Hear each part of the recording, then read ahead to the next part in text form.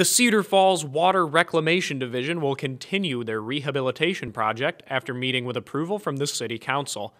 To date, 31 miles of sewer pipes citywide have been rejuvenated, and this $300,000 project will update an additional 12,050 feet, just over 2¼ miles.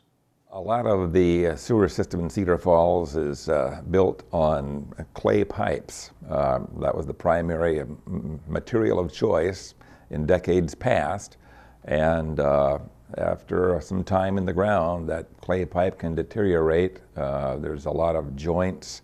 Clay pipes typically only came in 3 or 4 foot sections, so in a 300-foot long city block, if you're looking at 3-foot sections, you're looking at 100 joints that potentially could go wrong. Well, the danger of neglecting and not getting liners in when you have the opportunity is if a section of line deteriorates to the point that you do have to do an excavation to repair it. Most city sewer lines are right underneath the middle of the street, so if you had to dig up and repair a bad sewer line, it involves tearing out the street surface, digging 7, 8, 9, 10 feet deep, big hole, lots of mud, a lot of mess, a lot of inconvenience. We don't want to do that unless we absolutely have to. And by putting this liner in one of these old sections of city clay pipe, you're able to seal up an entire city block for just a fraction of the cost that it would take to dig up and replace any of that material. While the clay pipes originally used to construct Cedar Falls sewer systems have proven to be rather durable after 100 years of use, they do eventually break down. Rather than start a lengthy and expensive excavation process, a newer process is used to seal the old pipes. A resident will just see a big white truck sitting down at the corner over the top of a manhole, and they might see another crew of people at the next manhole downstream at the next corner.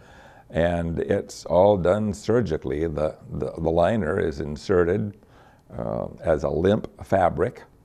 That limp felt fabric is saturated with epoxy resins.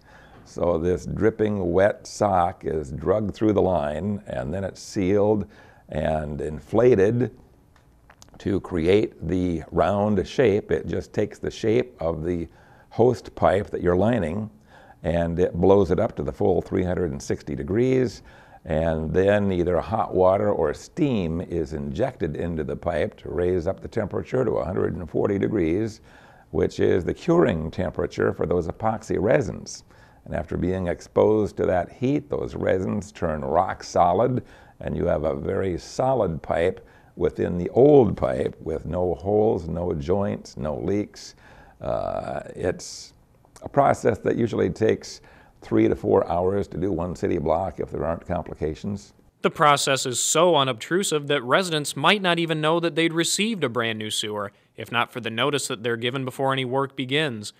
Any process that can save so much time, effort, and money while simultaneously going almost unnoticed certainly is a welcome upgrade. For Channel 15 City News, I'm Nathan Grieve.